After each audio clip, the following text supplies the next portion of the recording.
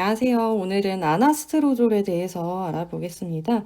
아나스트로졸의 상품명, 회사에서 붙여준 약의 이름은 아나스토 아리미덱스, 에이덱스, 또 테바 아나스트로졸 정이 있습니다. 이제 선생님들 따라서 아리미덱스라고 얘기하시기도 하는데요. 이 약이 아나스트로졸의 이제 오리지널 의약품입니다. 이 네 가지 상품 모두 한 정에 1ml고요. 뒤에 용법 용량에서 자세히 살펴보겠지만 아나스트로졸은 하루에 1ml, 하루에 한 정 복용하는 약이고 5에서 10년간 장기 복용하는 약입니다. 식약처 허가 적응증에 따르면 폐경기 이후 여성의 진행성 유방암의 치료, 두 번째로는 호르몬 수용체 양성인 폐경기 이후 여성의 조기 유방암의 보조 치료라고 기재가 되어 있고요. 폐경기 이후라고만 기재가 돼 있으나 폐경 전에도 쓰이는 약입니다. 이 약은 하루에 한 번 1ml 한정을 경구 투여합니다. 식전, 식후 상관없고요.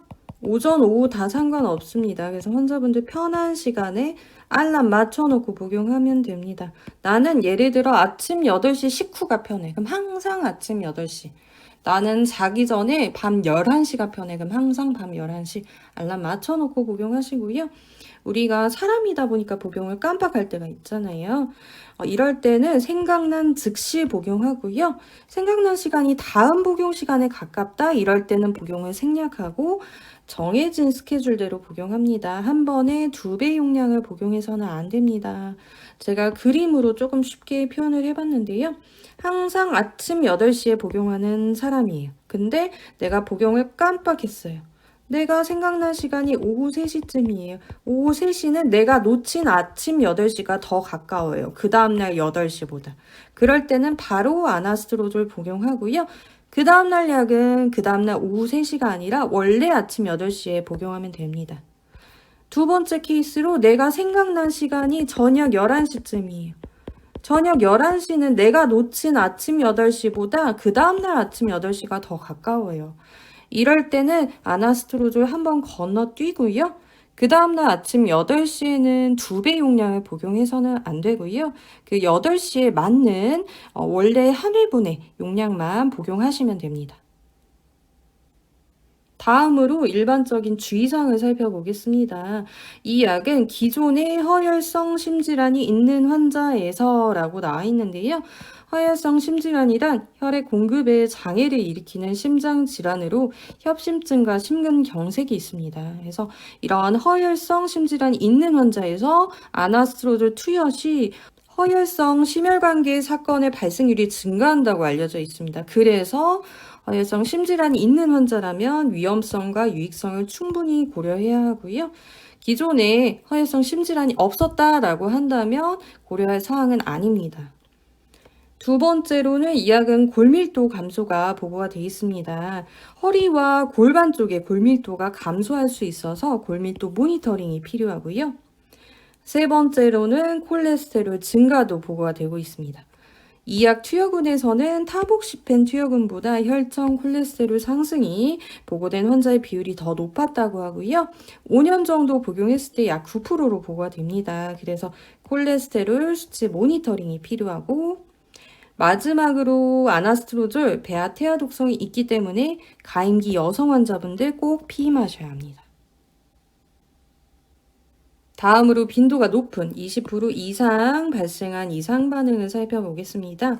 이 두 연구에 따르면 20% 이상의 이상 반응은 홍조였습니다. 제가 항암 부작용 설명드릴 때 50% 이상, 20% 이상 이렇게 말씀을 드리는데 아나스트로졸은 20% 이상 발생한 이상 반응이 홍조밖에 없었습니다. 그래서 부작용의 빈도가 조금은 낮구나 생각해 주시면 좋을 것 같고요. 아나스트로졸에 의한 홍조는 약 복용하고 수일에서 수주일 이내 시작하고 6개월 차에 심하고 서서히 감소합니다. 얼굴과 목 창체가 달아오르는 느낌이 들면서 피부가 붉어지고요. 환자분들에 따라서는 땀도 나고 가슴도 두근거리고 불쾌감도 들 수가 있습니다. 이러한 증상이 야간에 나타나다 보면은 수면 장애나 피로까지 이어질 수가 있습니다. 그 외에도 아나스트로졸은 타목시펜, 에스트로겐 함유 제제와 약물 상호작용이 알려져 있는 약입니다. 마지막으로 부작용을 예방하기 위한 방법, 나타나더라도 잘 지나가기 위한 방법을 살펴보겠습니다. 가장 빈도가 높았던 홍조, 예방을 위해서는 고온의 사우나 목욕이나 맵고 뜨거운 음식은 꼭 피해 주시고요. 얇은 옷을 겹쳐 입어서 체온 조절하는 것도 도움이 많이 됩니다. 또 증상이 있을 때는 찬 음료를 마시거나 선풍기나 에어컨 이용해 주시고요. 내가 이런 방법을 썼는데도 생활에 불편감이 심하다 하는 경우엔 당연히 선생님들께 얘기를 해 주세요. 선생님들에 따라서는 약을 복용하는 시간을 조정하거나 혹은 홍조를 완화해주는 치료약을 쓴다거나 정말 심한 경우에는 약을 변경해보는 방안을 제시해 주십니다. 두 번째로 이 약은 허혈성 심질환, 심근경색이나 협심증이 있었던 환자에서 이런 허혈성 심혈관계 질환의 사건이 더 발생할 수 있기 때문에 위험성과 유익성을 충분히 고려해서 투여하게 되고요. 세 번째로 이 약은 허리나 골반 쪽에 골밀도를 감소시킬 수 있기 때문에 우리 주기적으로 골밀도 검사 시행하게 됩니다. 병원에 따라 다르긴 하지만 1, 2년에 한 번씩 시행하게 되고요. 또 비타민 D나 칼슘 같은 거 보충을 추천하기도 하는데요. 비타민 D 같은 경우는 2000 IU, 칼슘 같은 경우는 1200ml 정도 추천을 하게 됩니다. 그리고 환자분들도 항상 넘어지지 않도록 낙상 주의해 주세요. 계단 올라가시거나 하실 때 손잡이 꼭 잡아주시고요. 항상 넘어지지 않도록 꼭 조심해 주시길 추천드립니다. 네 번째로 이 약 콜레스테롤 증가가 있기 때문에 병원에 따라서 주기적으로 약 6개월에서 12개월마다 콜레스테롤 검사 시행하게 되고요. 배아 태아 독성 관련해서는 꼭 피임해 주시고 또 약물 상호작용 관련해서는 복용하는 약에 대해서 꼭 선생님들께 얘기해 주시고요. 다니시는 병원뿐만이 아니라 다른 병원이나 약국 가실 때도 나 아나스트로졸 복용합니다. 꼭 얘기만 해주시면 될 것 같습니다. 오늘 설명 여기서 마치도록 하겠습니다. 감사합니다.